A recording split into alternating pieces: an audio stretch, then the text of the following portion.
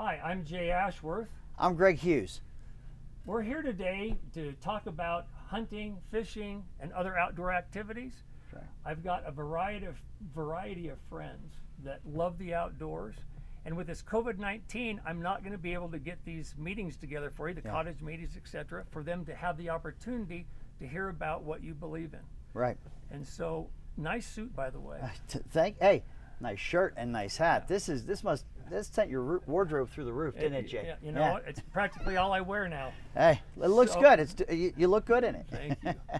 Where we're going to start, we want to start with the firearm groups nationally and locally, and we'll go from there. Let's start with the local groups. We have the Utah Shooting Sports Council, Utah State Rifle and Pistol Association. The national groups include the National Rifle Association, Gun Owners of America, Jews for the Preservation of Firearm Ownership, Second Amendment Foundation, Citizens Committee for the Right to Keep and Bear Arms, the National Association for Gun Rights.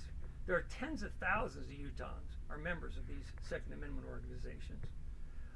I'm sure most of these individuals would like to know what you do, what you did as a legislator, what you're going to do as a governor to defend the Second Amendment. I support the right to bear arms. In 2013, I voted for constitutional carry. We passed it in the House, we passed it in the Senate, but the governor vetoed it. I voted to override that veto, but we didn't have 2/3. I oppose red flag laws. There's no due process there. They want to take your right to bear arms away first and ask questions later. I've never seen a version that gives you the due process you need. I oppose it. Lastly, I'll just say this. It's not a hunting issue. It's not a recreational issue. The right to bear arms, it's a sovereignty issue. The sovereignty is with the people. And this right to bear arms is what we have to protect the rest of our constitutional liberties. So that's how I feel. You know, some of these people that are members of these organizations shoot their rifles out to 2 miles. It's absolutely amazing to watch. Actually, in New Mexico, they have an actual competition called King of the 2 Mile. You know, in Utah, I think we could have places where you could have at least a couple ranges where you could legally and safely shoot 2 miles. Jay, have you ever seen what happens to the dirt around a 50 BMG when you fire it? As a matter of fact, I have, but you don't need to look in the sand. When a 50 BMG goes off, you feel it in every fiber of your body. Let's move to big game for a minute. There are tens of thousands of big game hunters in Utah. They hunt deer, elk, antelope, moose, bison. The two main national organizations representing Utah's big game hunters are the Rocky Mountain Elk Foundation. The Rocky Mountain Elk Foundation's mission is to ensure the future of elk and other wildlife, their habitat, and our hunting heritage. They have 6,010 dues-paying members here in Utah. The second organization is the Mule Deer Foundation. From the Mule Deer Foundation website, it says the purpose of the Mule Deer Foundation is to ensure the conservation of mule deer, black-tailed deer, and their habitat. What can you tell the tens of thousands of big game hunters in Utah about what you will do as governor of Utah? That's a great question, and it's a pretty simple answer. My administration's goal concerning big game is to make Utah's big game, both in quality and quantity, the envy of the nation. I know that 200 class mule deer and 400 class bull elk, they don't just happen. It takes habitat management, water, food, cover, predator control, combined with the Department of Wildlife Resources and the public that are on the same page. Greg, let's move over to waterfowling. I'm going to give you some information about waterfowling and the thousands and thousands of waterfowlers there are here in Utah. There are some state organizations, the Utah Waterfowl Association. From their Facebook page, it says the mission of the Utah Waterfowl Association is to preserve Utah's waterfowl habitat, and rich waterfowling heritage. To that end, the UAW will work towards providing a voice in the political and regulatory arena to Utah's more than 24,000 waterfowlers. There's the Utah Airboat Association. The Utah Airboat Association is a group of like-minded waterfowlers that love airboating and want to help preserve, protect our Utah marshes. We also work in partnership with other conservation organizations to keep our GSL wetlands protected. There's Wasatch Widgeons, a group of conservation-minded waterfowlers. We see the need to stand up, taking stewardship of local wetlands and waterways. There's Wildover Wood Ducks. They're dedicated to augmenting Utah's wood duck population. That's one I'm very familiar with.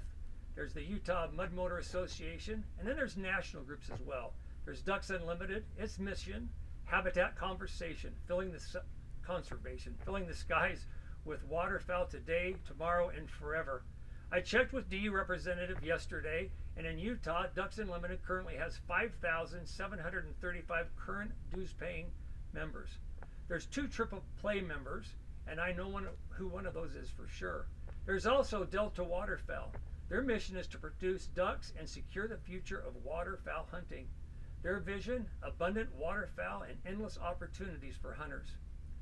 We work to produce ducks through intensive management programs and conservation of breeding duck habitat. There's also Waterfowl USA. That's a smaller group.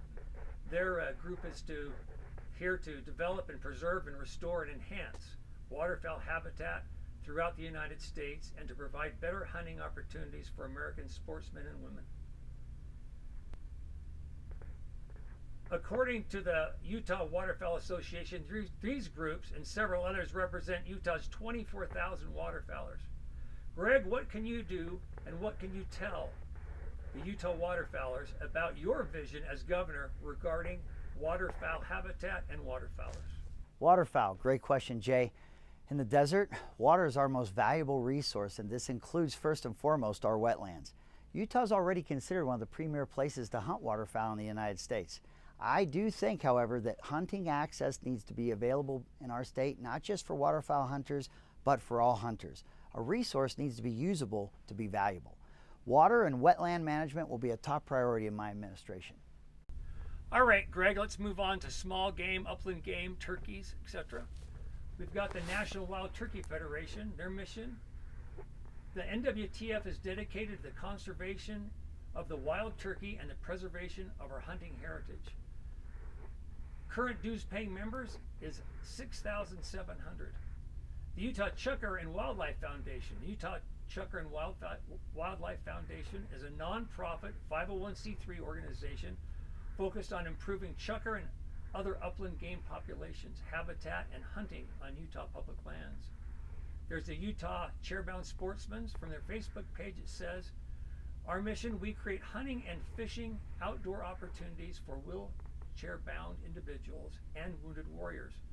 Outdoor activities are hard enough, but retrieving game is next to impossible, so we are here to help." There's also the Sportsmen for Fish and Wildlife.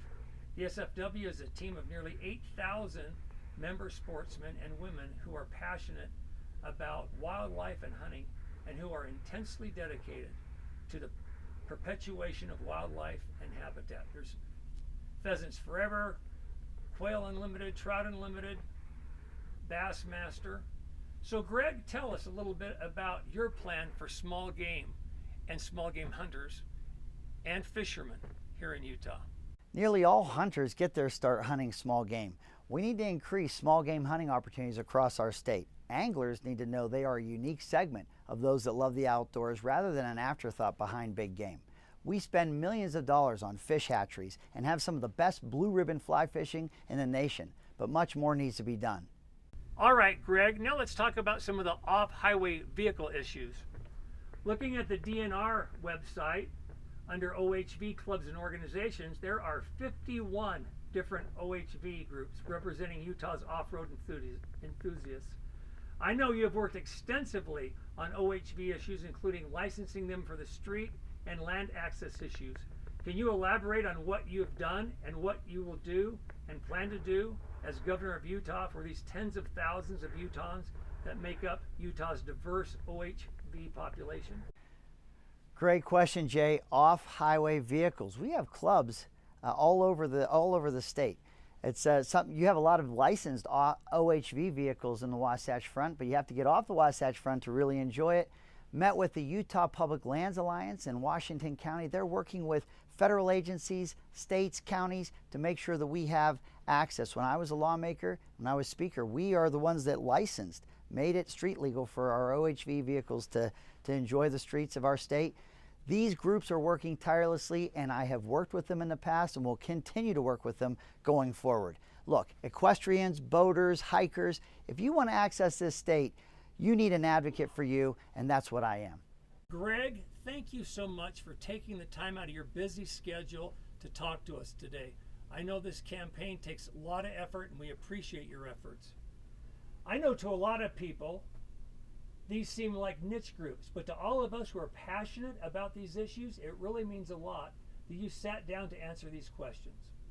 Now, to the people watching, you may have noticed, and brace yourselves because this could come as a shock, but I've been reading on a teleprompter during this interview. Trust me, it's better that way. It's because I wanted to make sure I introduce as many of these groups to Greg as possible. If I missed your organization, and I can think of a few already, like the Utah Archery Association, I apologize in advance. So Greg, thank you again. And to everyone tuning in, thank you for watching.